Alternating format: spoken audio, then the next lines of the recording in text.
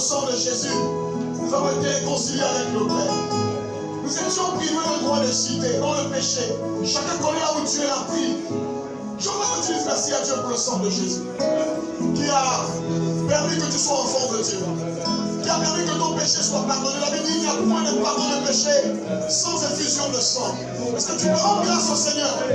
Merci pour ton sacrifice, Jésus. Lève ta voix et rends grâce à Dieu ce matin. Rends grâce à Dieu ce matin. Rends grâce à Dieu ce matin. Rends grâce à Dieu ce matin.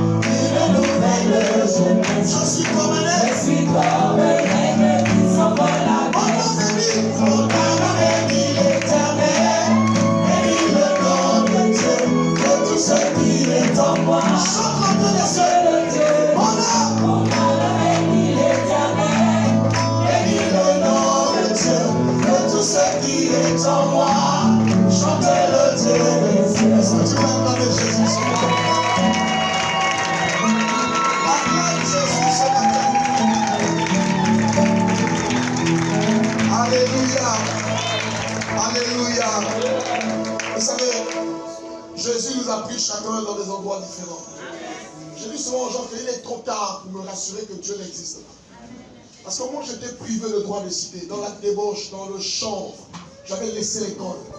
Jésus m'a pris, il m'a ramené à l'école. Il a fait de moi un ingénieur. Je ne rêvais plus ça, c'est ce que Jésus a fait pour moi. Donc quand je suis là en train d'adorer, je sais ce qu'il a fait pour moi. Chacun de nous a un argument d'adoration. C'est ce qui va acclamer Jésus.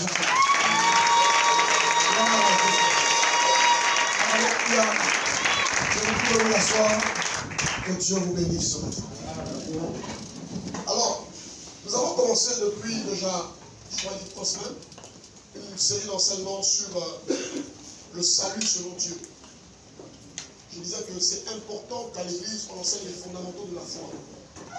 Parce qu'en réalité, toutes les déviations que nous avons aujourd'hui, ce sont liées au fait que les gens n'ont pas suffisamment acquis les fondamentaux. On peut pas être à l'église, on ne connaît pas comment on devient chrétien. On ne peut pas être à l'église, on ne connaît pas ce que signifie le salut, ce que signifie le Saint-Esprit. Vous savez, on ne progresse pas dans la foi avec des slogans. Pour que une chose soit réelle dans votre vie, vous devez comprendre le sens et la quintessence de la chose. Amen. Beaucoup de gens ne connaissent pas comment on devient chrétien. Et ça, c'est un problème dans l'église. Et donc, nous avons commencé cette série d'enseignements. Et j'encourage l'église. Je ne sais pas pourquoi vous avez la démangeaison de ne pas venir vous asseoir et écouter la parole ici. Venez parce que ça vous serait salutaire. Demain après-demain, ça va vous aider. Amen. Et je dis souvent que si vous avez raté les fondations d'une maison, même si les murs sont en diamant, ça ne peut pas progresser. Vous comprenez? Les fondamentaux de la foi, c'est important. Amen. L'église des derniers temps est une église qui vit dans le spectacle. C'est une église, je fais un peu une étude, je regardais, qu'on soit au Gabon, qu'on soit à l'école, qu'on soit partout. C'est une église qui vit dans le spectacle. Et quand je regarde les Écritures, la Bible dit que dans les derniers temps, les gens se donneront une foule de docteurs. Ils auront la démangeaison des fausses choses. Ça veut dire qu'on est en plein dans les derniers temps. Donc, si nous voulons être solidement établis dans la foi, nous devons écouter les enseignements qui nous permettent d'être solidement établis dans la foi. C'est pourquoi je vous encourage à venir écouter l'enseignement du mercredi. Alléluia. Ce matin, je vais enseigner sur l'autorité du chrétien. L'autorité du chrétien. L'autorité du chrétien. Alors, ce que je remarque aujourd'hui quand je regarde la vie de beaucoup d'enfants de Dieu, j'ai comme l'impression qu'il y a une opposition entre ce que la Bible dit de nous et ce que nous vivons en réalité. Il y a beaucoup de gens qui sont vaincus, alors que la Bible dit que nous sommes plus que vainqueurs. Chacun de vous ici peut se rendre compte que quand on lit la Bible, quand on regarde nos vies, on se rend compte qu'il y a un écart considérable entre ce que les Écritures disent et ce qui se passe dans nos propres vies. La Bible déclare que nous sommes plus que vainqueurs. Mais il n'y a pas beaucoup de chrétiens qui peuvent dire qu'ils vivent dans la victoire. Victimes de la sorcellerie, victimes des maladies, victimes de la pauvreté, victimes de la malédiction.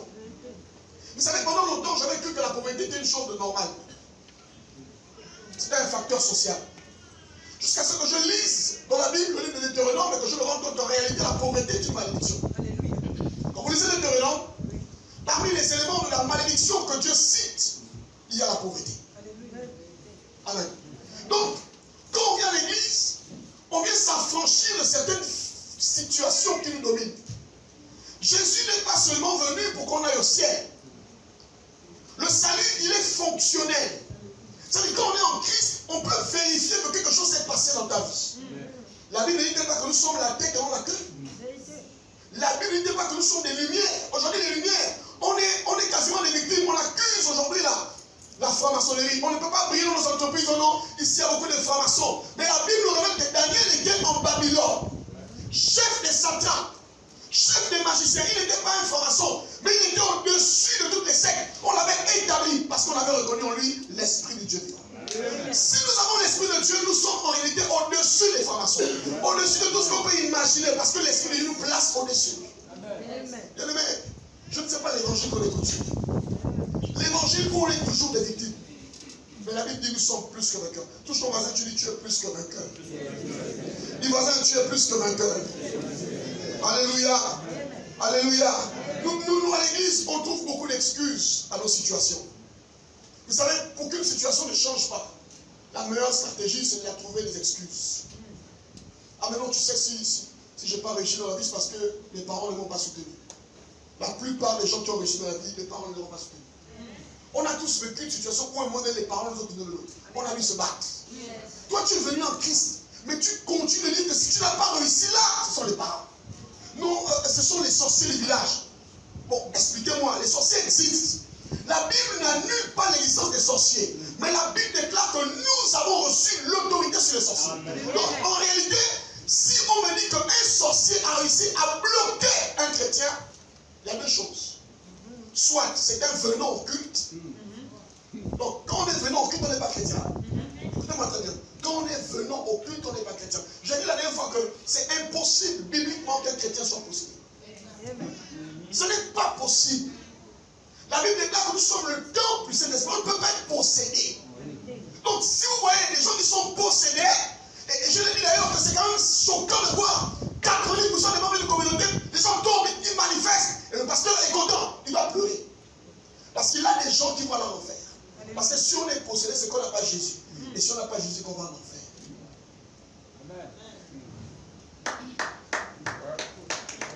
C'est l'autorité du croyant. C'est l'autorité du croyant. Il y a des situations qu'on ne devrait pas accepter dans la vie. Je vois des gens qui disent, oh, ma maladie, c'est pas ta maladie, c'est pas ta maladie. La Bible dit que par ces meurtres sûrs, nous sommes guéris. Toi, tu dis, c'est ta maladie. Comment que tu es guéri? Mes problèmes, ce sont tes problèmes. Et c'est pour toi, on ne peut pas te les enlever, parce que ce sont tes problèmes. Nous devons commencer à changer notre vocabulaire, notre manière de parler. Nous devons avoir la mentalité et le langage du royaume de Dieu. Alléluia. Aussi longtemps qu'on va devoir justifier nos échecs, rien ne va changer. Rien ne changera. On n'a pas le droit de justifier nos échecs. Il y a des choses qui sont anormales dans nos vies. Il y a des choses qu'on a accepté de cohabiter avec, qu'en réalité on ne devrait pas accepter de cohabiter avec. Un humain normal ne devrait pas accepter de cohabiter avec la maladie. Sachant que Christ est mort à la croix pour lui. Aujourd'hui, je voudrais vous montrer que la plupart des problèmes que nous avons, ça n'a rien à voir avec Satan. Ça a tout à voir avec nous-mêmes. Et donc, je veux que tu poses la question à ton voisin, est-ce que tu connais ton autorité? Ton voisin, tu dis voisin, est-ce que tu as une idée de ton autorité? Les chrétiens sont les seules personnes qui, lorsqu'ils voient les cafards, les rats, les souris, pasteur, non, ce n'est qu'un rat. Ce n'est qu'une souris, il faut aussi admettre que Dieu les a créés. Si le hibou vient chanter à ta maison, à ta porte, ce n'est qu'un hibou. Pense ça comme ça, ce n'est qu'un hibou. Alléluia. Dis à ton voisin, l'autorité du chrétien. Je ne parle pas ce matin de l'autorité du venant au culte. Parce que beaucoup de personnes seront surprises à la fin. Vous savez, hein, si vous prenez un caillou, tous les jours vous dites ça, vous mettez le caillou à la mer. Revenez 30 ans après, ce ne sera jamais un poisson. Ce n'est pas le fait de venir à l'église qui fait de vous des enfants de Dieu. Mais à tous ceux qui l'ont reçu, à ceux qui ont cru en son nom, elle a donné le pouvoir de devenir enfant de Dieu. Un enfant de Dieu, ce n'est pas n'importe qui. Au Gabon, quand on est chrétien, on nous méprise. Parce qu'on n'a pas réussi à épouser notre identité céleste. Un chrétien, ce n'est pas n'importe qui. Un chrétien est un fils du royaume, fils de Dieu. Alléluia. Je l'ai dit la dernière fois. Tout le monde n'est pas enfant de Dieu. Il ne faut pas qu'on se distrait. Tout le monde est créature de Dieu. Mais enfant de Dieu, c'est un statut. Un statut que seul le ciel te confère. Donc quand tu es enfant de Dieu, quand tu marches, sois dans l'assurance. Sois convaincu que tu appartiens au Dieu créateur du ciel et de la terre. Même si on a programmé l'accident pour que tu meurs, tu ne mourras pas. Parce que la Bible déclare qu'il ordonnera à ses anges de te porter, de peur que ton pied ne heurte contre une pierre. C'est écrit noir sur l'eau. Ce n'est pas ta prière qui te garde, parce que ce matin, grâce à ma prière, j'ai invoqué le sang de Jésus. Et c'est quelque chose que je ne meurs pas. Non, ce n'est pas ça. Il y a des gens qui ont prié plus fort que toi, ils sont partis le matin, le soir, ils sont plus rentrés. C'est le Seigneur qui te garde. Est-ce que tu peux acclamer le Seigneur? Matthieu 28, ouvrons s'il vous plaît. On va se lever juste pour la première lecture pour honorer la parole du Seigneur. Matthieu 28, verset 7 à 19. Tu vois, tu peux lire s'il vous plaît. Matthieu 28, 16 à 19. Ouais. Les 11 disciples allèrent en Galilée, sur la montagne que Jésus leur avait désignée. Quand ils le virent, ils se prosternèrent devant lui, mais quelques-uns eurent des doutes. Jésus s'étant approché, leur parla ainsi. Tout pouvoir m'a été donné dans le ciel et sur la terre.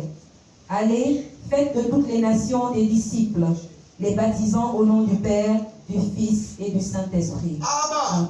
C'est un mot que Dieu vous bénisse. Lorsqu'une personne est en train de voyager ou même de mourir, les paroles les plus importantes, c'est celles que cette personne donne avant de partir. Quand vous partez en voyage, vous devez donner des recommandations à vos enfants, à vos parents, ou même quand vous êtes en train de mourir, quand quelqu'un mourit, il faut appeler tel ou l'autre de partir. Les dernières paroles que la personne donne sont les paroles les plus importantes. Jésus est en train de quitter la terre. Il a fait 3 ans de ministère, il a vécu 33 ans. Et donc il a fait 3 ans de ministère, il est mort, il est ressuscité. Il a fait plein de choses, des miracles, plein de choses. Quand il ressuscite, il est en train de partir au ciel, il réunit ses apôtres. Il dit à ses apôtres, tout pouvoir m'a été donné. Il commence à dire, tout pouvoir m'a été donné. Il ne dit pas, tout pouvoir je l'ai recherché, non. Le pouvoir m'a été donné. Il dit dans le ciel et sur la terre. Jésus explique qu'il a reçu un pouvoir qui n'est pas contestable. Un pouvoir qui n'a pas de limite. Le pouvoir des autres, c'est sur la terre. Le pouvoir des sorciers, c'est sur la terre.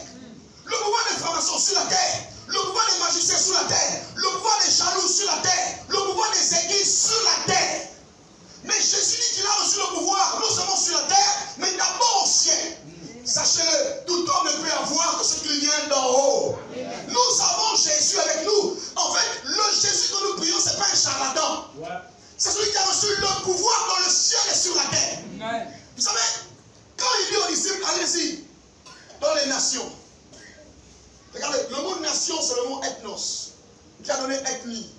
Vous savez que le christianisme du 1er siècle se limitait au niveau de la Palestine. C'est seulement les gens de la Palestine, eux-mêmes, les Juifs eux-mêmes. C'est pourquoi Dieu a permis la persécution, parce qu'eux, ils aimaient rester entre eux. Donc, quand Jésus dit à ses disciples, maintenant vous devez quitter votre environnement, votre zone de confort, pour aller dans les nations. Dans les nations, il y a le Gabon. Dans les nations, il y a le Togo, il y a le Bénin. Chaque pays a ses réalités spirituelles. Au Bénin, on parle du vaudou. Je ne sais pas moi, en Haïti, le vaudou. En fait, dans chaque pays, en Inde, il y a la sorcellerie, partout. Quand Jésus, par exemple Thomas, le disciple de Jésus, il est mort en Inde. Vous savez que l'Inde est l'un des bastions de l'occultisme. Vous savez ça, non? Mais Thomas est mort en Inde en allant prêcher l'évangile. Qu'est-ce qui va pousser à des gens qui ont vécu dans leur pays pendant des années de prendre le risque de partir dans les endroits où ils ne connaissent personne à aller prêcher l'évangile? Ils avaient quelque chose, le pouvoir. Ils avaient quoi, le pouvoir? Le pouvoir de soumettre les dieux étrangers. Le pouvoir de soumettre le vaudou, la sorcellerie, la franc-maçonnerie. Ils avaient reçu le pouvoir. Donc, ils pouvaient convertir. Écoutez-moi très bien. Convertir quelqu'un, c'est difficile. Est-ce que tu le sais? Vous savez, on est là. Il y a les bapounous avec les fantômes. Il y a les femmes avec leurs choses. Chacun, il y a les bacotes avec. Chacun ses trucs. Chacun ses trucs. Et on sait que derrière ces trucs-là, parce que dans la tradition, tout n'est pas mauvais. Il y a des choses qui sont bonnes, des choses qui sont sataniques. Nous savons que dans les pays-là, chacun a ses dieux. Allez convertir une personne qui est née des générations dans le Witi, pour quel matin il décide de laisser le Witi, laisser le raffia, pour devenir chrétien, il faudrait qu'il y ait une puissance qui vienne dans nous. Naturellement, c'est impossible. Et Jésus a dit aux disciples, maintenant c'est possible. Parce que j'ai reçu quelque chose dans le ciel. C'est que les gars là, vous allez rencontrer là-bas, ils ont pris ça sur la terre. Ils ont pris ça avec leurs ancêtres. Mais moi, j'ai pris ça depuis le trône de Dieu. Acclame Jésus sur terre. Alléluia. Et il dit, je vous donne ce pouvoir. Il dit, moi j'ai le pouvoir de Dieu. Et moi j'ai l'autorité de Dieu. Vous savez ici, l'autorité n'est pas conditionnelle. On ne dit pas que vous allez avoir l'autorité si vous jeûnez beaucoup. Écoutez-moi très bien. C'est bizarre, hein? Je sais qu'on a enseigné beaucoup de choses à l'église. Parmi lesquelles les armes du jeûne. Quand vous lisez la Bible, le jeûne n'a jamais été une arme biblique. Le jeûne est une disposition spirituelle. Ce n'est pas une arme biblique. Vous voyez, regardez, écoutez-moi. Jésus a fait 40 jours, 40 nuits sans manger. Le diable est venu. Si Satan n'a pas eu peur du jeûne de Jésus, pour Dieu sûr, c'est un morceau de jeûne que tu fais là. Les jeûnes de 3 jours, après tu tombes là. C'est que tu peux fuir. Non. Jésus, après 40 jours, Satan est venu. Pourquoi? Parce que le jeûne n'est pas une arme contre les ténèbres.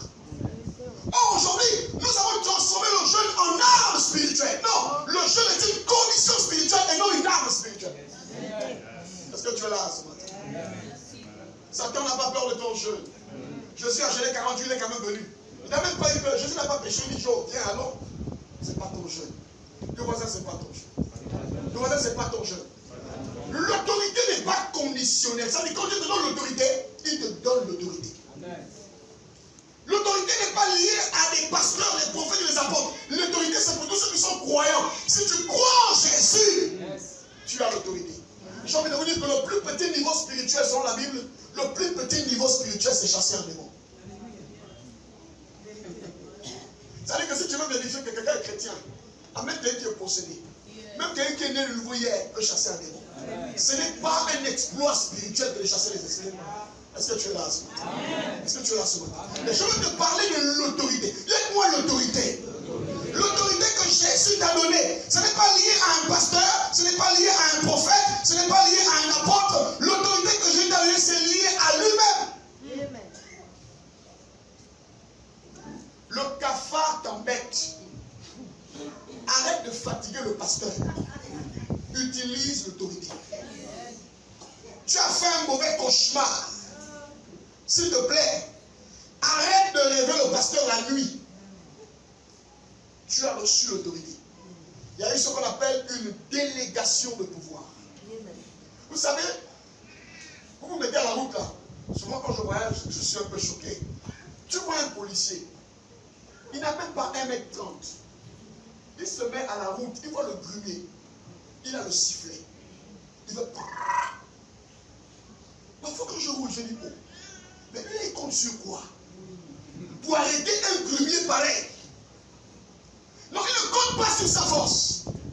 Non. Il ne compte pas sur sa force. Il ne compte pas sur lui parce que entre lui et le grumier, le rapport de force c'est clair qu'il est vaincu. Mais il compte sur quelque chose. Il sait que si j'arrête le grumier va s'arrêter. Pas à cause de ma taille, mais parce que je porte quelque chose. Est-ce que tu es là? Est-ce que tu es là? Je porte quelque chose. Et c'est ce quelque chose qui va faire que le grumier va s'arrêter. Pourquoi? Parce que le grumier sait, le conducteur sait que là, il y a la puissance publique. Il y a le représentant de l'État. Même si je peux foncer, je ne peux pas parce qu'il y a l'autorité en face. Acclame. Vous savez, les démons ne vous obéissent pas parce que vous avez une grande voix. Non, mes amis. Non, si le policier a le culot de se mettre à la route, il sait sur quoi il compte. En tout cas, pas sur ses muscles, mais sur quelque chose qu'on appelle la délégation de pouvoir. Il sait qu'il est un policier mandaté par l'État pour faire exécuter ses ordres. Le problème des chrétiens, c'est que beaucoup ont l'autorité, tous ont l'autorité, mais tous ne l'exercent pas. Quelquefois, Dieu permet que vous ayez des problèmes dans votre vie pour que vous soyez capable d'exercer votre autorité. Ce n'est pas le diable, c'est Dieu qui permet ça. Kenneth Hagin explique un truc qui m'a choqué. Il dit, un jour il fait une vision. Il y a un démon autour à côté de lui. Et il est en train de lui. Et le démon est là, le Seigneur est à côté. Et il dit, Seigneur, s'il te plaît, chasse-le. Et dans la vision, Jésus le regarde. Il se bat, Seigneur, s'il te plaît, chasse-le. Jésus le regarde. Après, je lui fais le leur comme ça, le démon part. Et il pose la question, je lui dis, pourquoi le démon ne m'a pas dit? Il dit, mais c'est clair, quoi. Attends, c'est pas moi qui chasse les démons. Moi, je vous ai donné l'autorité. Tu ne peux pas m'appeler pour chasser les démons. Alors que toi, tu as reçu l'autorité de marcher sur les serpents, sur les scorpions et sur toute la puissance de l'ennemi. Oh, est-ce que tu m'entends ce matin? Acclame Jésus, s'il te plaît. Le problème de beaucoup de chrétiens, c'est là. L'exercice de l'autorité. C'est ce qui a créé les gourous. Parce que lorsqu'on a une petite toux, on ne peut pas prendre l'autorité. On va chercher le pasteur. On crée ce qu'on appelle une dépendance. On dépend entièrement. Notre spiritualité dépend du pasteur. C'est là que le pasteur se donne beaucoup plus d'honneur. En se disant, maintenant, si même pour une grippe, une fièvre, on m'appelle, c'est que je suis assez important. Pourquoi? Parce que toi qui m'écoutes ce matin, tu n'es pas capable d'exercer ton autorité. Tu voisin, sort de la paresse, s'il te plaît. Le voisin sort de la paresse. Frère, c'est la paresse qui amène les chrétiens à devenir ceux qui sont. La paresse mêlée à de l'ignorance. Oui, mes amis, je parle d'ignorance. Pourquoi? Parce qu'on va voir ici une chose, c'est que ce qui empêche les gens d'exercer l'autorité, c'est quoi? Dis avec moi, l'ignorance. Dis avec moi, l'ignorance. Dis avec moi, l'ignorance. Dis avec moi, l'ignorance. La deuxième chose, j'en parle d'ailleurs, l'ignorance de votre identité. Je reprends. L'ignorance de votre identité. Qui vous êtes, c'est très important. Lui, il s'appelle Thibaut. Si un jour il marche à la route, quelqu'un dit Grégoire, il ne va jamais se retourner. Parce que dans son esprit, il ne s'appelle pas Grégoire. Donc il ne peut pas se retourner. Vous savez, la connaissance de l'identité est très importante. Quand vous ne connaissez pas qui vous êtes, vous commencez à être une victime potentielle dans la vie. De façon générale, si vous ne savez plus qui vous êtes, vous allez tomber dans des compromis compliqués. L'ignorance de l'identité permet à ce que beaucoup de personnes, les gens méconnaissent leur identité en Christ. Je sais que vous connaissez beaucoup de choses sur vous-même. Oh, moi je m'appelle Obian. Oh, moi je m'appelle ceci. Oh, moi je m'appelle comme ça. Moi je m'appelle Bumba. Ça c'est fou. Du point de vue naturel. Maintenant, allons aussi du point de vue spirituel. Qui connaît son identité en Christ? Vous savez, il y a une histoire qui m'a bouleversé. Daniel et ses amis vont aller en Babylone. La première chose que va faire le roi, avec toute son équipe, on va décider de changer leur nom. Vous savez, ce n'est pas anodin. Le nom, c'est l'identité d'une personne. On va changer leur nom et on va leur donner les noms des dieux babyloniens. Mais ce qui est intéressant dans cette histoire, c'est qu'on a changé leur nom, mais on n'a pas changé leur identité spirituelle. Amen. Ils ont évolué en Babylone, mais avec les valeurs du Dieu d'Israël. On les a poussés au compromis, mais comme ils savaient qui ils étaient, ils ont dit, qui je suis ne me corrompt pas. Amen. Qui je suis n'adore pas les dieux étrangers. Qui je suis ne fait pas ça. Qui je suis ne mange pas les mains souillées du roi. Qui je suis. Amen. Voilà. Si on te fait voyager, là c'est au Cameroun. Là, à la frontière d'à côté. Ton identité chrétienne va disparaître. Donc tu ne diras pas aux voisins du Cameroun que tu es chrétien. Pour bien vivre ta vie. Je connais des chrétiens qui sont au Gabon engagés. Quand ils sont partis en Europe, tu les vois maintenant avec les civils. Ils parlent plus de Jésus, tu sais les choses de Dieu là, tu sais vos choses des églises là, hein? Ah bon, hein?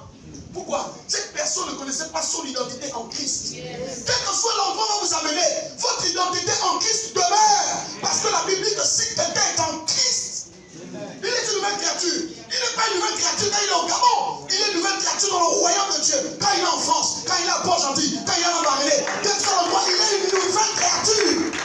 Acclame Jésus ce matin. Est-ce que tu connais ton identité en Christ?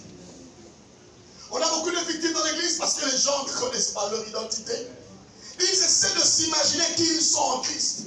J'ai envie de dire un truc. Connais ton identité en Christ. Parce que si tu ne connais pas ton identité, tu ne peux même pas progresser dans la foi. Vous savez, regardez, il y a des choses que Dieu nous donne. Non pas parce qu'on prie beaucoup, mais simplement parce que c'est un droit. Amen. Or, si tu ne connais pas un droit, tu ne peux pas le réclamer. Amen. Tu entends ce que Dieu dit, oh il pleut, oh Seigneur, il y a des choses qu'on ne réclame pas. Un enfant normal, quand il est à la maison de son père, il dit à son père, papa, je veux manger. Il s'en fout de savoir si papa a l'argent ou pas. Il sait que son père a l'obligation de lui donner à quoi? Parce qu'il sait qu'il est l'enfant de eux. Mais nous, on se comporte comme des esclaves dans la maison du Père. Même notre manière de prier montre à ce sens qu'on ne connaît pas qui nous sommes en Christ. Dis au voisin, qui es-tu en Christ? Je ton voisin, tu dis, voisin, qui es-tu en Christ? Alors on va lire ensemble, tu vas lire avec moi Juge 6, versets 11 à 16. Juge 6, parlons de l'identité. Verset 11 à 16. Le verset 11 à 16. Puis vint l'ange de l'Éternel, et il s'assit sur le térébinthe d'Ophra, qui appartenait à Joas, de la famille d'Abiézer. Gédéon, son fils, battait du froment au pressoir, pour le mettre à l'abri de Madian. Excusez-moi. On suit. Oui. Tu as Juge 6, non? Oui. Oh, vas-y, 11 à 16. L'ange de l'Éternel lui apparut et lui dit, l'Éternel est avec toi, vaillant héros. Gédéon lui dit, ah, mon Seigneur, si l'Éternel est avec nous, pourquoi toutes ces choses nous sont-elles arrivées? Et où sont tous ces prodiges que nos pères nous racontent quand ils disent, l'Éternel ne nous a-t-il pas fait monter hors d'Égypte? Maintenant, l'Éternel nous abandonne et il nous livre entre les mains de Madian. L'Éternel se tourna vers lui et dit, va avec cette force que tu as et délivre Israël de la main de Madian. N'est-ce pas moi qui t'envoie? Gédéon lui dit, ah mon Seigneur, avec quoi délivrerai-je Israël? Voici ma famille est la plus pauvre en Manassé, et je suis le plus petit dans la maison de mon père. L'Éternel lui dit, mais je serai avec toi, et tu battras Madian comme un seul homme. Amen. Tu peux t'arrêter là.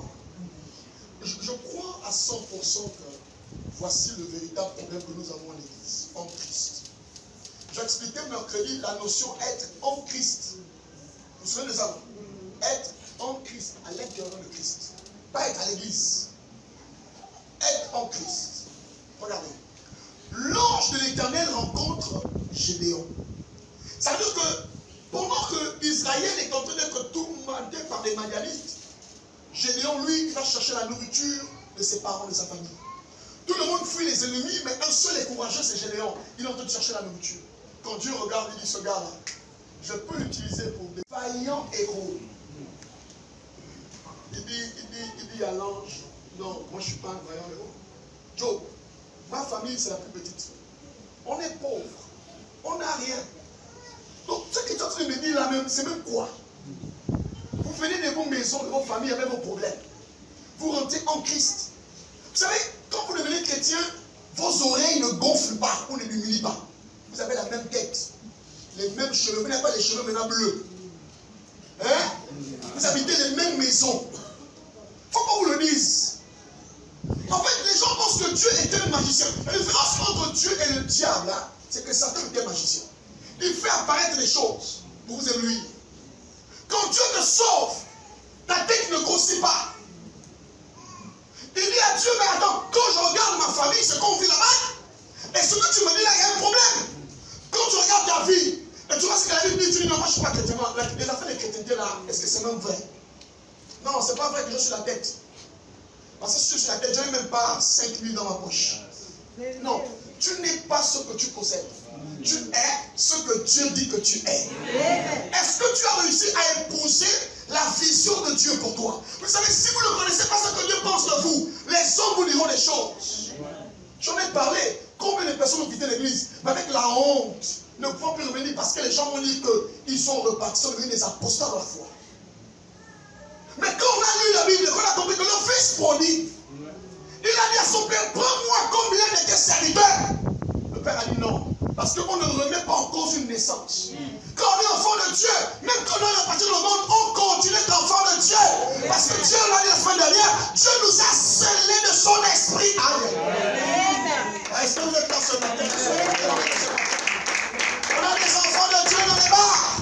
On a démontré, on ne peut pas avoir reçu Jésus. Être scellé.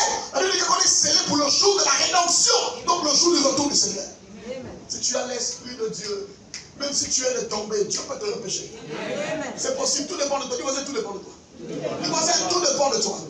Alors cet homme a dit non, je ne peux pas, mais je suis trop sale. Moi, ma vie, non, écoute, pense à ce que Dieu dit de toi. Je dis, pense à ce que Dieu dit de toi. Je reprends, pense à ce que Dieu dit de toi. Ça va t'aider. Même lorsque tu auras l'impression que ce que la Bible dit et ce que tu vis est différent, tu vas continuer de prier. Tu vas te dire, un jour ça arrivera. Je continue de servir mon Dieu. Avec ou sans, je sais que mon Dieu me visitera. Géant, vaillant héros. Les gens sont à l'église, ils ont du mal à admettre qu'ils sont saints. Par exemple, ils disent à l'église qu'ils sont des pécheurs. Un homme qui est né de nouveau n'est pas un pécheur. Non, il faut bien lire la Bible. Nous sommes des saints qui péchons. Ah, Dieu là. Je reprends. Quelqu'un qui a reçu Jésus n'est plus un pécheur. C'est un saint qui pêche parce qu'il a un corps simplement. Mais tu es à l'église, tu pries, oh Seigneur, aie pitié de moi, je suis un pécheur. Tu n'es pas un pécheur, ma sœur. Non, tu es un enfant de Dieu. Alléluia. Gédéon ne connaissait pas qui il était. Et quand tu ne connais pas qui tu es, tu vas souffrir. Parce que les évidences de la vie vont t'amener à croire que tu n'es pas un enfant de Dieu.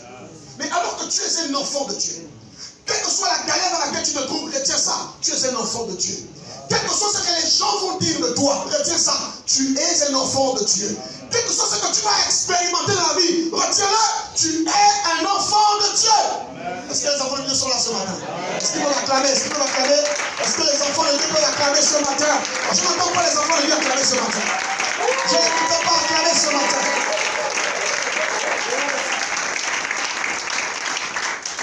La question de l'identité. Vous savez, regardez. Si tu arrives aux États-Unis, on te donne la mentalité, la nationalité américaine. Tu ne peux plus te comporter comme au Gabon.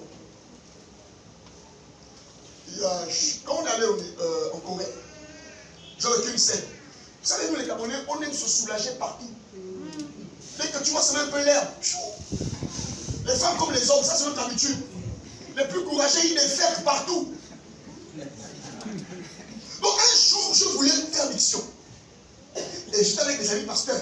J'ai dit, non les gars, je cherchais le voir. Le gars qui était là, qui l'habitué de Corée m'a dit que Joe, tu fais ça là. Là-bas, tu vas en prison. J'ai dit, Coco, il dit non, mon ami, ici on ne pisse pas partout. Il m'a dit, la Corée, c'est l'un des rares pays où il y a des toilettes. Et j'ai remarqué ça.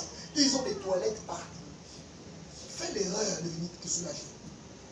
Il m'a dit, ouais, moi si j'étais chez moi au Gabon, tu as même le temps. Même devant la présidence, tu peux même te soulager. Le président, c'est qu'on est comme ça chez nous. Mais attendez, qui ne connaît pas ça? Même les ministres, quand vous les voyez, là, quand ça les dépasse, ils vont les voitures, ils se soulagent sur les pneus. Parce que c'est une habitude, on est comme ça chez nous. Oui, oui. Moi, je voulais faire ça dans le pays des forts. On m'a dit que tu fais ça, Joe, tu vas dormir ici. C'est ça que vous me dites. C'est-à-dire, quand on a changé de pays, quand tu deviens américain, tu dois te comporter comme un américain. Yes.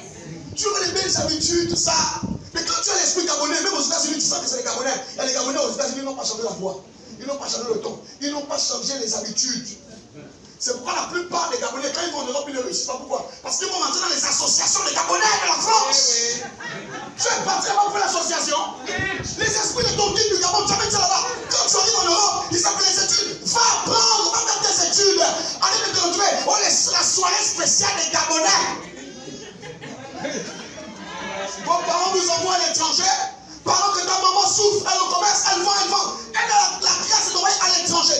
Au lieu d'apprendre, je connais des gens, on en parlait avec Steve. Il est parti faire 7 ans à l'étranger. Il rentre avec le BTS. Mais tu faisais quoi tout ça? 7 ans. Il faisait les ambiances. Beaucoup de Gabonais sont comme ça. C'est comme maintenant on sent qu'il n'y a plus, les parents disent qu'il n'y a plus d'argent. Qu'ils essaient de rafistoler les diplômes. L'esprit des Gabonais. Quand tu as changé de nationalité, tu épouses l'esprit de la nationalité. Tu te comportes comme un Américain. Et même quand tu rentres les États-Unis pour le Gabon, on pense que tu es orgueilleux. Non, je ne suis pas orgueilleux parce que beaucoup de choses du Gabon, la télé, j'ai vécu ailleurs, je suis maintenant un Américain. Allez, on va dire que c'est comme ça que ça se passe. Tu peux être la même famille que moi. Tu peux être un Boubamba, un Basumba, un je ne sais pas quelle tribu, dans quelle famille. Quand tu es né de nouveau, quand tu es au milieu de tes frères, ta manière de parler change. Amen. Là où on critique, tu dis non, on ne critique pas les gens. Oh, mais toi, tu penses que non, dans le royaume, on ne critique pas les gens. Là où tu es jaloux, tu vois les soeurs sont jaloux, tu dis non, il n'y a pas de jalousie. La jalousie, c'est pas bien. Tu commences à être différent. On commence à dire celle-là, c'est une citoyenne du royaume. Tu n'as pas parlé, mais ta différence prouve que tu n'es plus avec Acclame Jésus. Le problème, c'est qu'on est des assimilés. On arrive là, on veut faire comme les autres. Tu n'as pas remarqué? Sauf les vrais villageois, mais quand tu mets l'étranger, il est un peu différent. Toi-même, tu sens ça. Hein? Tu dis, non, mais il ne gorge pas. Il ne gorge pas. C'est comme ça, c'est le ton de là-bas. C'est la voix de là-bas. Les chrétiens sont les seuls qui sont rentrés dans le royaume, mais qui veulent se comporter comme des païens. Avec le standard, les valeurs du monde. Ils n'ont pas les valeurs du royaume, la jalousie, la haine, la méchanceté. Ils n'ont pas perdu ça. Le même mauvais cœur, ils amènent ça à l'église. Mais quand tu es un fils du royaume, tu sais que le royaume de Dieu interdit ça. Tu es sur la terre, tu es dans le monde, mais tu n'es plus du monde. Tu es là. Est-ce que tu es là ce matin? Elle dit, vous êtes dans le monde, mais vous n'êtes plus du monde. Le voisin, je ne suis plus du monde. Le voisin, moi, je ne suis plus du monde. Le voisin, je ne suis plus du monde. On a dit, premièrement, il y a l'ignorance de notre identité. Deuxièmement, il y a la crise. Dites-moi la crise d'identité. Le voisin, la crise d'identité. Oui, le monde, l'église en général, l'église fait face au problème de la crise d'identité. D'abord, il y en a qui ne savent pas qui ils sont. C'est pourquoi on peut vous baigner Comme j'en parlais la dernière fois, on te dit, non, viens, on va te faire un travail spirituel. On va te bénir. Fais la liste. Bougie rouge. Qui est la fille là? Ah, bougie rouge, oui. Tu vas dans une église, tu vois les strates, tu vois les bouteilles d'eau. Mais en disant que vous portez plein d'eau, ça? Vous mettez les bouteilles de là, pourquoi? 5000. Il y a un, lui, son travail que tu parles, non, frère, c'est la bouteille. C'est la bouteille. Alléluia. Ah, la cravate.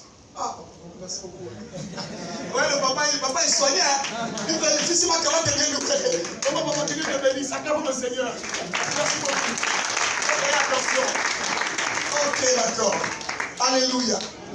En fait, la crise d'identité signifie quoi? Au bout d'un moment, à cause de ce qu'on vit, à cause de la difficulté, de la pauvreté, du célibat chronique. Écoutez-moi très bien.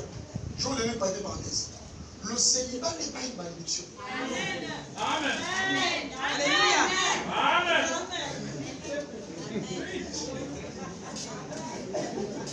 Vous savez, moi je suis choqué. Paul dit ceci. Il dit, je prie que vous soyez comme moi. Paul dit que la meilleure position pour servir Dieu, c'est quand on est célibataire. Bon, je ne sais pas l'évangile là qui nous a dit que quand on est célibataire, c'est qu'on est maudit et qu'il y a forcément les anti-mariages. Vous allez inventer et créer des esprits. Il y a des esprits qui ne disent pas, mais vous les avez fait venir depuis le village. Les pauvres esprits étaient chez à OIM. Mais on vous a dit qu'ils existent, c'est eux qui vous bloquent. Mais vous les avez donc invités. Ils vont venir. Il y a des esprits que toi-même tu as invités. Là où il n'y a pas des esprits. Oh papa, je me soulage beaucoup. Frère, c'est l'esprit de pipi. On ne peut pas donner à l'église. À chaque problème à l'esprit, c'est quand même compliqué ça. On vit dans un christianisme de peur. Pourquoi? Parce qu'il y a une crise d'identité. La souffrance, l'oppression. Il y a des femmes qui prennent de l'âge, elles sont seules. Elles sont prêtes donc à n'importe quoi. Pour avoir un homme. Quand tu vois une femme dire non, moi tu sais, moi tu vois là, je ne sais pas ce qu'il me. J'ai peur de finir seule. Ma soeur, tu ne finiras pas seule. Ce que Dieu a prévu pour toi. Vous savez, quand j'ai lu la Bible, j'étais choqué. Jésus a dit, il y a des eunuques de naissance. Là, on est là ce matin. Il y a des gens qui sont nés pour ne pas se marier. Oh, il n'y a pas esprit. Quand il y a esprit du Seigneur, c'est Dieu lui-même qui vient de chasser. Il dit, mais je t'ai destiné à ne pas te marier. Le verset qui dit qu'il n'est pas bon que l'homme soit seul, c'est pas pour toi. Cherche ton verset. Toi, tu es né pour être seul. C'est pas moi qui le dis, Jésus le dit. Jésus dit qu'il y a des ennemis qui le sont de naissance. Il y en a qui le sont devenus à cause des situations qu'ils vivent. Il y a des gens qui sont à cause de déception. Non, non, on m'a blessé le cœur. On m'a blessé le cœur, ma soeur. Si on t'a trop blessé, deviens unique. Jésus dit à cause des situations de la vie. Il y a des femmes là, elles sont là seules. C'est pas parce qu'elles ne peuvent pas se marier. Mais elles ont tellement été déçues. Accepte, dit Seigneur, je te sers jusqu'à la fin. Il y a une femme qu'on appelle Anne. Son mari est mort, elle a continué à servir. Elle a vu Jésus. Le plus important, c'est de voir Jésus. Tu vas aller te prendre un brigand. Tu vas te taper, bien te shooter. Parce que tu ne veux pas être seul. Frère, il y a des situations où il faut bien être seul. Tu vas voir maintenant un ring à la maison. Je vivais bien, tu dormais un peu, maintenant tu as pris un 4 heures dans ta maison. Pour que les gens disent, on les bastonne. Mais quand on fouille bien, c'est parce qu'ils ont brisé l'esprit du célibat. Il n'y avait pas d'esprit dedans. Je crois que tu n'as pas compris. Acclame le Seigneur. Oh, lis un peu Matthieu 4, 1 à 3. Matthieu 4, 1 à 3. Lis un peu ça, s'il te plaît. Matthieu 4, 1 à 3. Écoute bien cette histoire. Alors Jésus fut emmené par l'Esprit dans le désert pour être tenté par le diable. Après avoir jeûné 40 jours et 40 nuits, il eut faim. Le tentateur s'étant approché lui dit, « Si tu es fils de Dieu, ordonne que ces pierres deviennent des pains. » Jésus répondit, « Il est écrit, l'homme ne vivra pas de pain seulement, mais de toute parole qui sort de la bouche de Dieu. » Alléluia, tu peux t'arrêter là. Dites-moi que quand le diable est venu vers Jésus, normalement si Jésus était aujourd'hui là avec nous dans l'église, il va faire quoi? Il va le chasser. Au nom de moi-même, pas. chasser. Jésus a utilisé la parole. Écoutez-moi très bien. Lorsque vous connaissez les Écritures, parce qu'en hébreu, le mot ignorance, c'est ténèbres. En fait, qu'est-ce qu'on veut montrer? Quand une personne est ignorante de la parole, elle vit dans l'obscurité. Et vous savez que dans l'obscurité, on commet toutes les erreurs possibles. Quand on est dans le noir, on ne sait pas où on va, n'est-ce pas? Ainsi sont les chrétiens qui sont pourtant la lumière du monde, mais à cause de l'ignorance des Écritures, se retrouvent à être prisonniers d'un système. Jésus a faim. La première chose que le diable lui propose, ce n'est pas une voiture. Satan connaît le besoin. Il sait de quoi Jésus a besoin. Il vient lui dire, si tu es le Fils de Dieu. Non, ici, dans le contexte, le si là, ce n'est pas une condition. Le diable ne doute pas de l'identité de Jésus. Il connaît qui est Jésus. Mais en fait, le si là veut dire ceci. Puisque tu es le Fils de Dieu et que tu as faim, Dieu utilise son autorité. Puisque tu es chrétien et que depuis là, ton église, il n'y a pas beaucoup de gens. Alors au Togo, je connais un gars. Quand tu donnes des trucs, l'église est pleine. C'est vrai que tu n'es pas chrétien, tu es chrétien, mais tu es dans la crise d'identité. Puisque tu es chrétien et que depuis là, tu ne te maries pas, je vais te présenter à quelqu'un, on va essayer de faire un petit placement. Propre.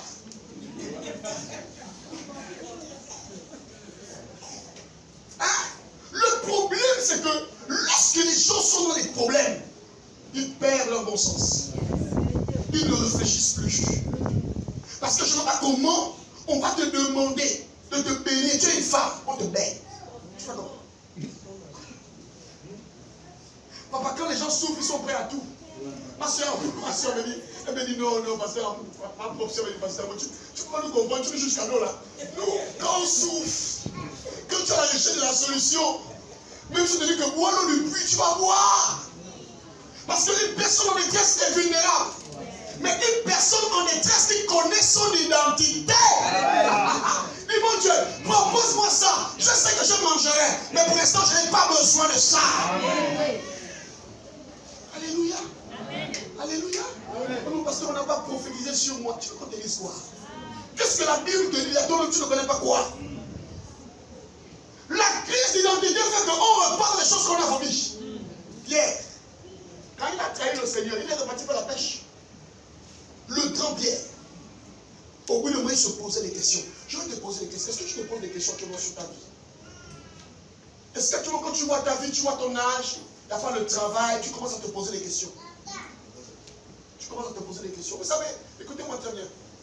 Tous les pourquoi n'auront pas de parce que. Je reprends. Tous les pourquoi dans la vie n'auront pas les parce que. Oh non, je prends déjà de l'âge, je sens que c'est compliqué, quoi, c'est compliqué. Il y a des sœurs qui ont épousé des païens.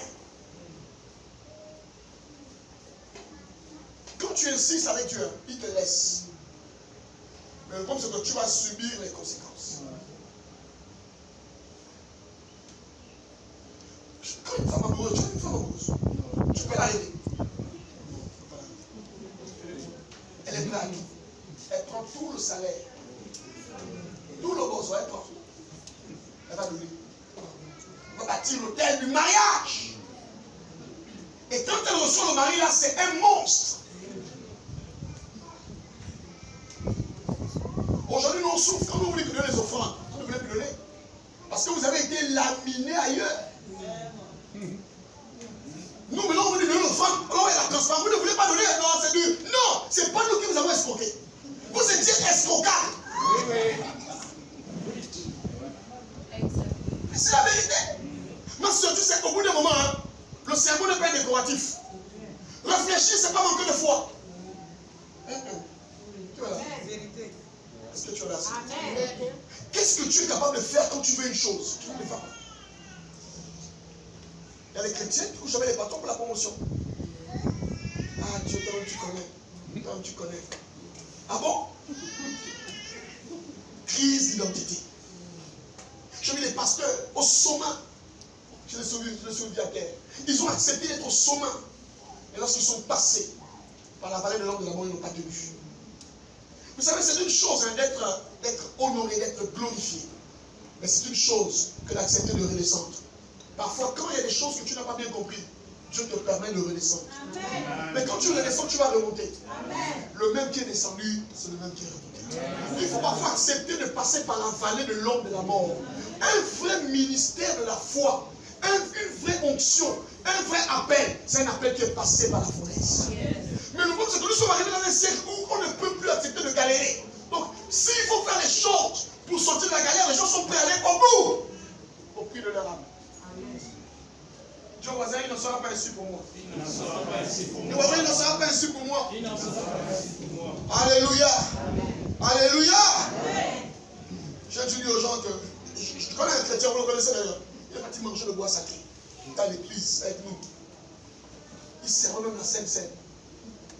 Le frère, il dit non, moi je suis reparti chez les dieux des ancêtres. Il a venu le kaolais. Il écoute le mungongo. Qu'est-ce qui n'a pas marché? 25 ans de conversion. J'ai expliqué deux choses. J'ai dit, il y a des rétrogrades, il y a des apostats. Le rétrograde est un chrétien qui a connu des faiblesses. L'apostat est un homme qui venait à l'église, jamais converti. On ne peut pas être chrétien et repartir manger du boga. Il dit qu'il se les deux ancêtres. Crise d'identité. Alléluia. Il y a un lien entre la spiritualité et quoi? Et l'identité. On va le voir ce matin.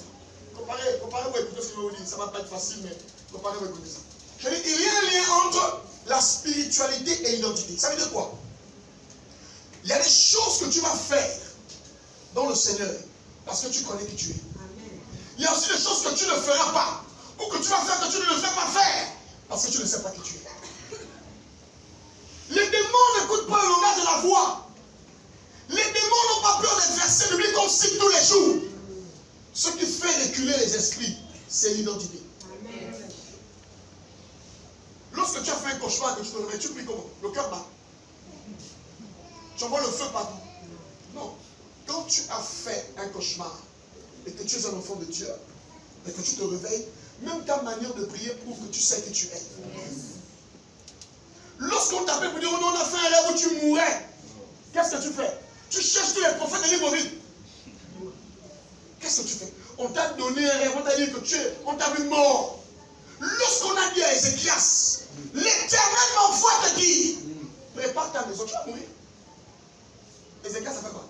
Il n'a même pas répondu au prophète. Il s'est tourné vers Dieu. Et il a parlé à Dieu. Amen. Les gens ne sont plus capables d'aller vers Dieu. Ils vont vers les hommes. Maman, tu peux ouvrir avec moi Acte 19, 8 à 17. Maintenant, on se prépare. Ouvrons les oreilles parce que ce que je dis, ça va peut-être vous déranger. Acte 19, 8 à 17. Ensuite, Paul entra dans la synagogue. Paul entra dans la synagogue. Où il parla librement. Pendant 3 mois. Il discourut sur les choses qui concernent le royaume de Dieu, s'efforçant de persuader ceux qui l'écoutaient. Mais comme quelques-uns restaient endurcis et incrédules, décriant devant la multitude la voix du Seigneur, il se retira d'eux, sépara les disciples et enseigna chaque jour dans l'école d'un nommé Tyrannus. Cela dura 2 ans, de sorte que tous ceux qui habitaient l'Asie, juifs et grecs, entendirent la parole du Seigneur. Et Dieu faisait des miracles extraordinaires par les mains de Paul, au point qu'on appliquait sur les malades des linges ou des mouchoirs qui avaient touché son corps, et les maladies les quittaient, et les esprits malins sortaient. Quelques exorcistes juifs ambulants essayèrent d'invoquer sur ceux qui avaient des esprits malins, le nom du Seigneur Jésus, en disant, je vous conjure par Jésus que Paul prêche. Ceux qui faisaient cela étaient 7 fils de Séba, juifs, l'un des principaux sacrificateurs. L'esprit malin leur répondit, je connais Jésus et je sais qui est Paul, mais vous, qui êtes-vous? Et l'homme dans lequel était l'esprit malin s'élança sur eux, se rendit maître de tous deux, et les maltraita de telle sorte qu'ils s'enfuirent de cette maison nus et blessés. Amen. Amen. Dans le monde spirituel, la contrefaçon peut marcher lorsque les gens utilisent les puissances des ténèbres. Mais l'imitation ne marche pas.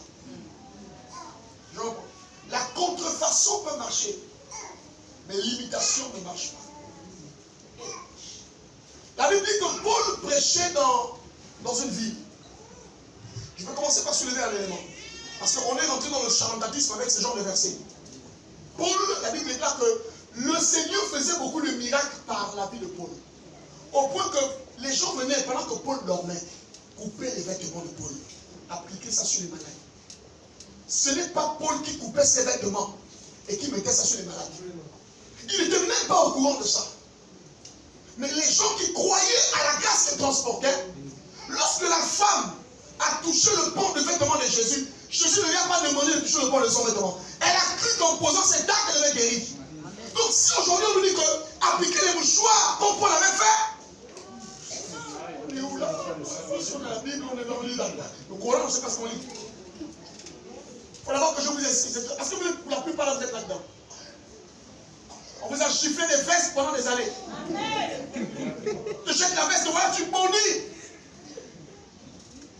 Oh non, mais tu n'as pas mis ça dans la Bible. Non. Écoutez, Actes des Apôtres n'est pas un livre doctrinal, c'est un livre historique, pas doctrinal. La doctrine est dans les épîtres et non dans les évangiles et dans Actes. Vous avez remarqué qu'après ce fait, jamais dans la Bible, il y a eu une histoire pareille. Parce qu'on ne fonde pas une doctrine sur un verset. Tu m'entends ce matin? Regarde. La Bible déclare qu'il y avait des charlatans, des exorcistes ambulants. Dis-moi, exorcistes ambulants. Mes amis, ce n'est pas d'aujourd'hui. Cette affaire-là, c'est depuis des années. Les gens qui cherchaient l'argent au nom de la spiritualité. Je l'ai dit le dimanche. Les boutiques, on doit les fermer. Regarde. Qu'est-ce que la Bible dit? Les fils de Séba, ils avaient l'habitude de chasser les esprits. Oh, écoutez-moi, vous qui aimez l'onction, je vais expliquer ça aujourd'hui. Les gars, à chaque fois qu'ils voyaient les gens possédés, ils faisaient des tours et ça marchait. On dit que c'était des exorcistes ambulants. Ils allaient de lieu en lieu pour dire aux gens, tu as des problèmes, on va te guérir. Fais un travail spirituel. Ils n'ont pas d'église. Ils n'ont pas d'église. Les pasteurs sans église, ils font des travaux spirituels. C'est ce qu'ils faisaient. Voilà ce que la Bible dit. Ils vont tomber sur les noms qui étaient possédés. Aïe, aïe, aïe. Le monsieur là, il va commencer à dire au nom de Jésus-Christ que Paul prêche. Le démon regarde, il dit en fait moi, je connais Jésus. Dis moi je connais Jésus. Et il dit je sais qui est Paul. Est-ce que Paul avait déjà été au contact de cet homme possédé? Non. Mais comment ce démon connaissait qui était Paul? Mes amis, dans le monde spirituel, on connaît tous les enfants de Dieu. Est-ce que tu m'entends ce matin? Regarde, on connaît qui tu es. Toi, tu es là, tu penses qu'on ne te connaît pas. Mais dans le monde des esprits, parce que dans le monde des esprits, il n'y a pas de barrière. Quand une personne devient chrétienne, il est marqué du sang de Dieu. Donc quand on cite ton nom dans le monde de la sorcellerie, on sait que tu es un enfant de Dieu. Aïe, aïe, aïe, aïe, aïe, aïe, aïe. Les démons connaissent la puissance de l'identité. Le démon est appelé à cet homme. Il a fait un cours sur l'identité en Christ. Il dit, Jésus, on le connaît. Paul, on sait qui il est. C'est un fils de Dieu. Dieu va s'en faire. Est-ce que les démons te connaissent? Il va dire, est-ce que les démons te connaissent? Est-ce que les démons te connaissent? Ils ont dit, nous on connaît que Paul, on sait qui il est. Mais il leur pose la question, fou. Qui es-tu? Il pose la question de moi, c'est qui es-tu? La raison pour laquelle ces gens n'ont pas réussi à chasser ces esprits, ce n'est pas parce qu'ils n'avaient pas l'onction. Mais c'est parce que dans le monde spirituel, on ne les connaissait pas. Ce n'étaient pas les enfants de Dieu. Et c'est ce que vous comprenez. Et à cause de ceux qui n'étaient pas des enfants de Dieu, voilà ce qu'ils ont fait. Écoutez, Paul, les apôtres utilisent l'autorité pour chasser les esprits. Mais eux, ils n'utilisaient pas l'autorité. Ils ont utilisé Jésus comme un esprit supérieur à d'autres esprits. Jésus n'est pas un esprit. Amen. Le problème de beaucoup de charlatans, c'est quoi? C'est que les gens utilisent Jésus comme un esprit, même les chrétiens. Ils pensent que Jésus, c'est un esprit qui est au-dessus de tous les démons. Jésus n'est pas un esprit, Jésus est Dieu. Ça va te parler. Quand le fou de Guédara va voir Jésus, ils vont dire, qui es-tu? Jésus, fils de Dieu. Ah là là là là là là. Regarde, regarde, regarde.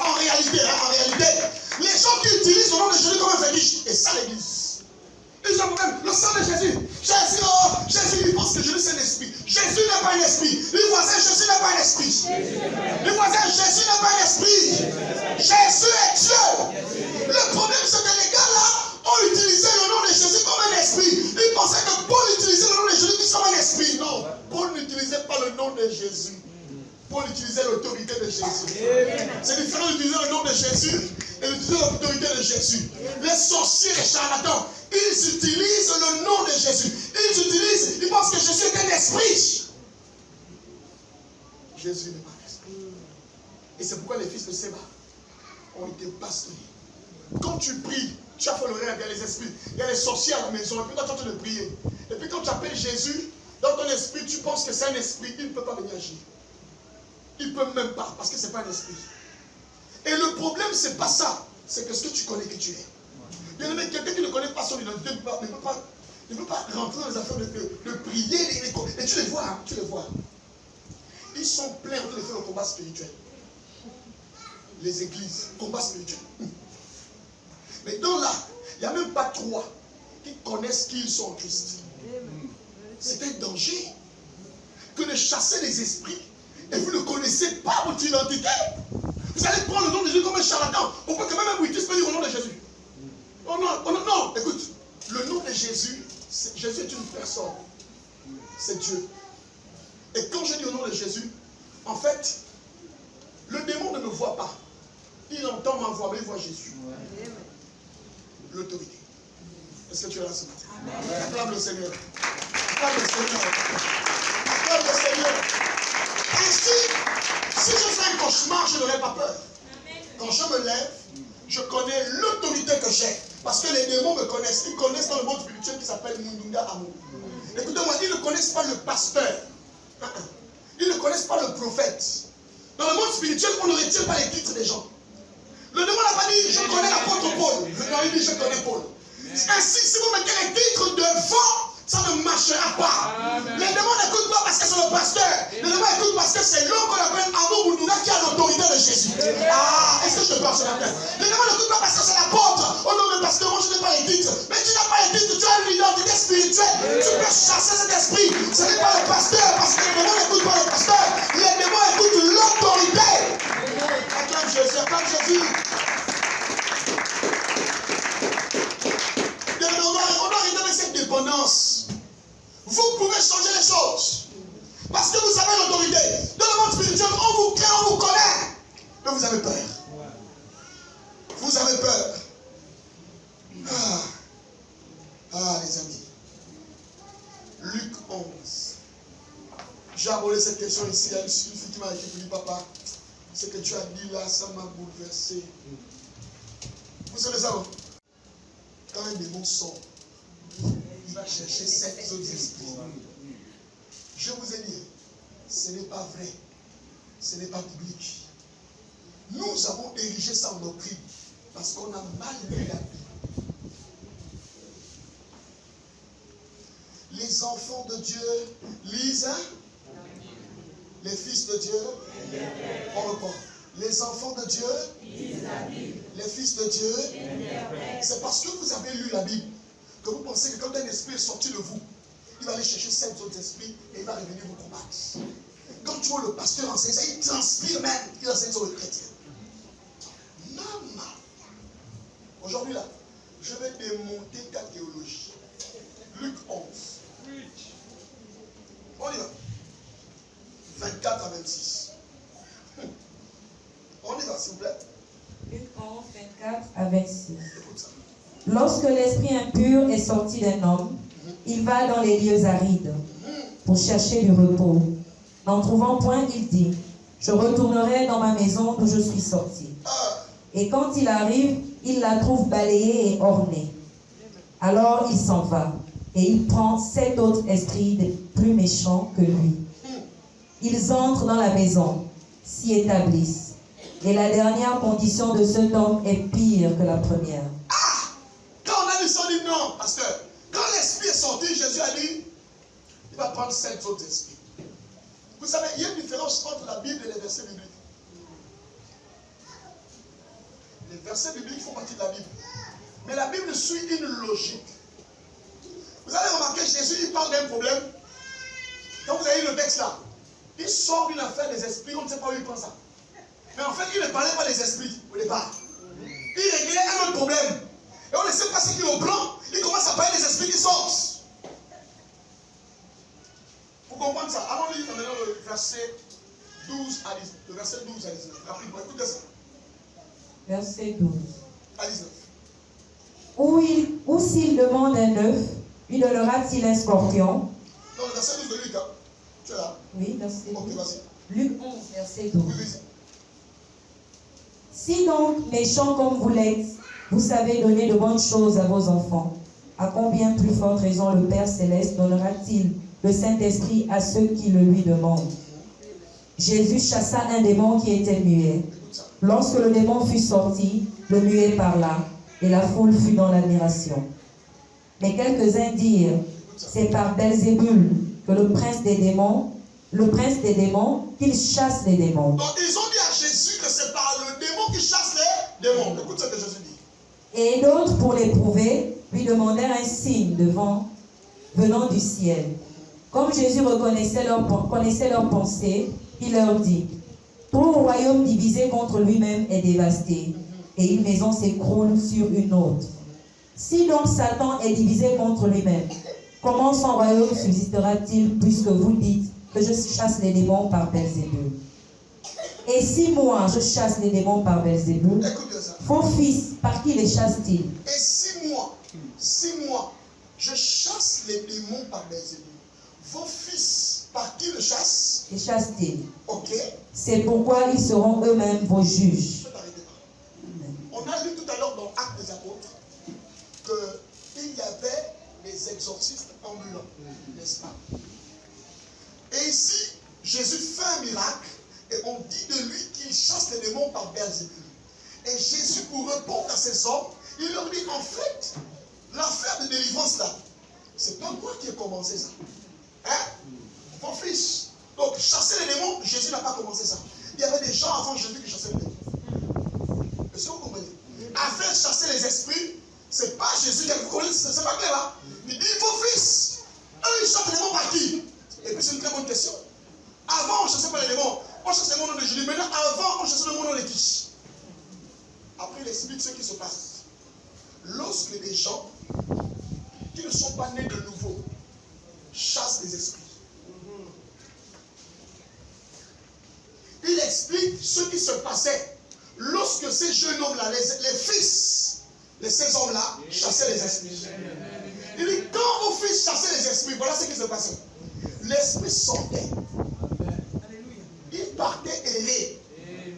Il ne trouvait pas de place. Et l'esprit en question prenait 7 autres esprits. Et il rentrait et il venait habiter. Vous n'avez jamais réussi à trouver le problème des gens. Vos esprits, vos délivrances, c'était les forces de délivrance. Parce que les gens, leurs conditions ne s'amélioraient pas. Mais comme moi je viens chasser les démons, ils ne peuvent pas. Est-ce que tu es là ce matin? Est-ce que tu es là ce matin? Est-ce que tu es là ce matin? C'est pourquoi vous allez remarquer que la plupart des temps, les gens tombent, c'est eux qui tombent. Pourquoi? Parce qu'en fait, les gens qui opèrent ces délivrances-là ne sont pas nés de nouveau.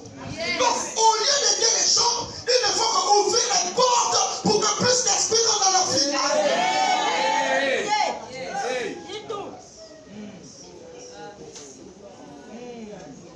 Tu es là ce matin? Tu es là ce matin? Ma mère est tombée, je suis en train de rire, je vis un jeune là qui parlait de... Non, nous économisons notre feu pour d'autres esprits. Je riais. Économisons notre feu pour d'autres esprits. C'était tellement amusant ça. Écoutez-moi très bien. Est-ce que tu as été éclairé sur ça va? Si quelqu'un chasse un esprit et qu'en réalité, la même personne revient à l'église, elle tombe. Il faut savoir que c'est un exorciste au temps de Jésus. Parce que quand Jésus chasse un esprit, l'esprit là ne peut pas revenir. Vous avez remarqué toutes les délivrances que Jésus a fait. Aucun esprit n'est revenu. Regardez maintenant comment, à cause de l'ignorance des dirigeants, ils nous ont prêché qu'un esprit peut sortir de quelqu'un, repartir, prendre 7 autres esprits et revenir habiter dans ta maison. On a même fait faire des travaux spirituels. acclame Jésus. Est-ce que tu es là ce matin? Est-ce que tu es là ce matin? Alléluia. Mais dans le monde de l'esprit, quand toi tu es chrétien, tu dis au nom de Jésus, l'esprit là ne revient pas. L'esprit là ne revient pas. Jésus n'a fait aucune délivrance où les démons sont revenus. Il a chassé le fou de Gadara. Devant le fou de Gadara, c'était une légion. Légion, ils sont partis. Mais nous aujourd'hui, oh non frère, tu sais, tu n'as pas gardé la délivrance. Ah, il y a le mot là m'énerve. Tu as ton voisin, on garde la délivrance comment? On garde ça comment? Frère, tu n'as pas gardé. Frère, il faut garder la délivrance. Vous avez vu quelqu'un dans la Bible qui a gardé la délivrance? Celui qui est délivré est délivré. Il faut garder ça comment? Demande à la voisine, toi aussi tu as gardé la délivrance. Mais quand vous demandez de venir aux enseignements, mais c'est pour ça. Pour éviter que vous marmaille.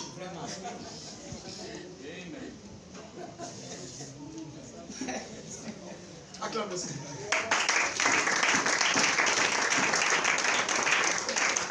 Alors j'aime Jésus parce qu'il est bien. Vous savez,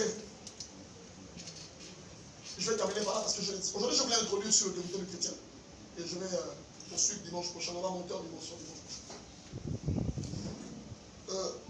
Dans le livre de Daniel 10, verset 12, il y a quelque chose qui va me surprendre. Daniel va prier Dieu pour avoir une réponse par rapport à une situation. Et il va attendre 21 jours. Après 21 jours, Gabriel. Vous connaissez Gabriel, non? Gabriel, c'est un archange. Gabriel, c'est l'archange qui se tient devant la face de Dieu. Vous savez que tous les anges ne voient pas la face de Dieu. Vous savez ça, non? Tous les anges ne voient pas la face de Dieu. Mais Gabriel, lui, il se tient devant la face de Dieu. Gabriel a été mandaté par le ciel pour venir déposer à Daniel l'exaucement. Sauf que pendant 21 jours, Daniel prie, il n'y a rien. Et finalement, 21 jours après, Gabriel apparaît à Daniel. Il dit en fait, depuis 21 jours, je suis envoyé, mais je suis bloqué par le roi de Perse. Maintenant, pour sortir de ma situation, Dieu était obligé d'envoyer Michael. Mais alors où je te parle là, Michael est encore en train de se battre. Je suis venu ici là te déposer l'exaucement. J'ai un retour. On va se battre là-bas. C'est bizarre, hein? C'est bizarre, hein? Écoutez-moi. Moïse meurt. Jude nous explique une histoire.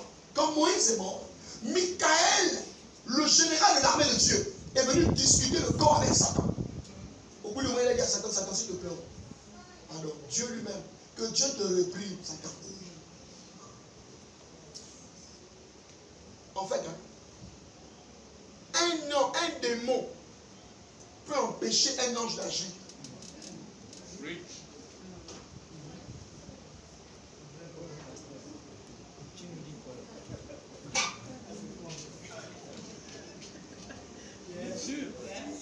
Qui est le roi de Perse? C'est la domination qui devait gérer l'empire de Perse. Il est représenté par le roi de Perse. En fait, c'est un démon. Un démon a bloqué l'ange qui se tient devant la face de Dieu. L'ange l'a dépassé par les événements. Le chef de l'armée est descendu. Ils se sont battus. Ils se sont combattus. Un démon peut bloquer l'ange. Parce que ce que vous ne savez pas, c'est que les démons, ce sont les anges déchus. C'est les anges qui avaient les mêmes postures, les mêmes positions spirituelles que les autres. Mais eux, ils sont partis du mauvais côté. Donc, du point de vue de la force, un ange, un démon peut même parfois être plus fort qu'un ange. Aïe, pasteur. Tu es là. Pendant 21 jours. Quelqu'un dit, oh, mais j'attends ma bénédiction. Joe, c'est un ange, c'est un démon qui est en train de bloquer, pas ta bénédiction. Il bloque le gars qui doit venir déposer la bénédiction. C'est bizarre, hein? Est-ce que tu comprends ça? Mes amis, écoutez, je ne sais pas ce qu'on nous enseigne. Je ne sais pas si la Bible ou bien c'est. Je ne sais pas si c'est au Coran ou c'est, je ne sais pas. Quand tu écoutes les chrétiens parler, tu dis, mais oh. Ils lisent la Bible, ils lisent quoi? Oui, mes amis, un démon peut bloquer un ange. C'est bibliquement vérifié. Mais regardez, Dieu a fait quelque chose de bizarre. Si un démon peut bloquer un ange, un démon ne peut pas résister à un chrétien. Alléluia. Amen. Oui. Yes. Tu doutes? Ou Marc 16. Marc 16. Verset 16 à 17. Marc 16, Ah, écoute ça. Écoutez bien ça, tout le monde écoute. verset 16. 16. Écoute ça. Celui qui croira et qui sera baptisé sera sauvé, D'accord? mais celui qui ne croira pas sera condamné. Verset 17. Voici les miracles qui accompagneront ceux qui auront cru en mon nom. Voici les miracles qui accompagneront ceux qui auront Cru. en mon nom. Qu'est-ce qui va se passer? Ils chasseront les démons. Reprends un peu ça. Voici les miracles. Non, ils chasseront quoi? Ils chasseront les démons. Ils feront quoi? Ils chasseront les démons. Ils feront quoi?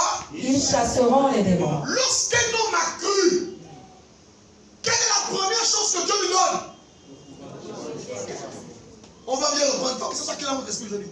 Quand tu as cru là, les démons là qui t'embêtent, quand toi tu crois en Jésus, quelle est la première chose que Dieu te donne? Le pouvoir de chasser les démons. Donc le premier niveau, là où les anges se battent, là où Michael et Gabriel se battent, la Bible dit toi, tu ne te bats pas, tu les chasses. Acclame, acclame, acclame, acclame, acclame. Parce que dans le monde spirituel, ce n'est pas un rapport de force. Lorsque quelqu'un est possédé, je ne me bats pas physiquement avec lui. J'ouvre la bouche et j'exerce l'autorité en mon nom. Au nom de qui? Au nom de qui? Au nom de qui? Il a reçu le nom. Qui est levé au-dessus de tous les noms. Afin qu'au nom de Jésus, tout genou fléchisse sur la terre, dans les cieux et sous la terre. Est-ce que tu peux acclamer Jésus ce matin? Acclame Jésus ce matin. Acclame Jésus ce matin. Ah. Est-ce que cette parole t'a fait vivre ce matin? Je ne t'entends pas acclamer quand même. Je ne t'entends pas acclamer s'il te plaît. Est-ce que tu peux acclamer l'autorité que tu as reçue? Acclame, acclame, acclame, acclame, acclame. Gloire à Jésus. Alléluia. Son nom est Jésus. Jésus. Il vient pour me consoler. Hey. Il guérit les cœurs brisés, soulage les opprimés. Il est toujours capable de délivrer. Son nom c'est Jésus. Son nom c'est Jésus. Jésus.